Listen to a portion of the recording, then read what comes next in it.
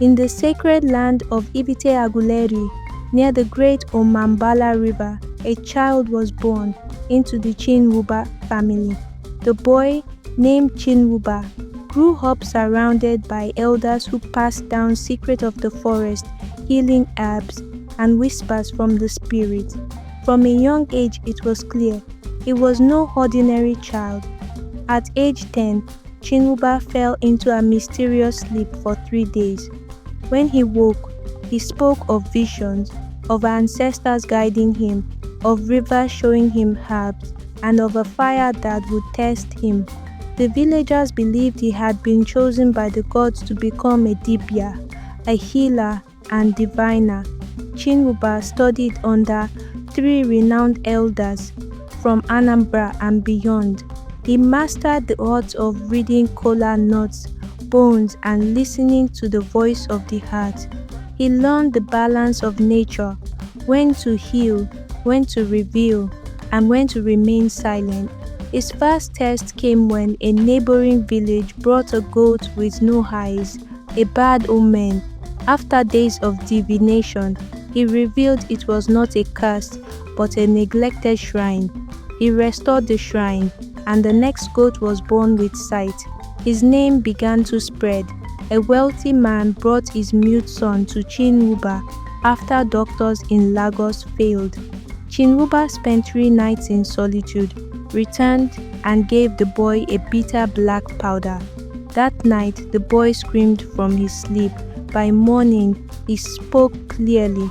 The people now called him Dibia, the father of native healing. One day, a family arrived from far away. Their brother had been sick and unresponsive for 2 weeks. Desperate, they begged Chinwuba to save him. Chinwuba closed his eyes, dropped 3 kola nuts, and said, "Your brother's spirit left 3 days ago. You are feeding his body, but he no longer lives." They rushed home, and the moment they opened the room, a cold stillness hung in the air. Their brother was lifeless. It was true.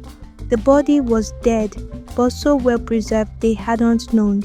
This story spread like wildfire across eastern Nigeria. Colonial officers, fearing his influence, accused him of sorcery. He was arrested and brought to trial. The judge mocked him, asking if he truly knew what was in the sealed calabash before them. Chinwuba looked calmly and replied, 7 seeds and 1 broken. They opened it. It was true. The courtroom fell silent. The British, now impressed, consulted their own doctors and advisors. They offered Chinwuba a unique license, the first certificate of recognition given to a native healer in Nigeria. It allowed him to practice openly, and his reputation became national. From Enugu to Calabar, people traveled to Aguleri to find Chinwuba. He healed with herbs, words, rituals, and wisdom. Some came with illness, others came with lost children, broken marriages, or haunted dreams. To each he listened. For many, he found answers. Not everyone believed. Some accused him of illusion, of coincidence.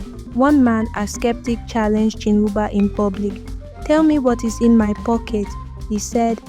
Chinwuba smiled and said, "The mirror you used to see what you've lost."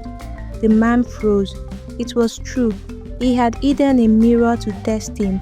Years later, Chinwuba told his family, "When the last new moon of the harvest comes, I will return to my ancestors."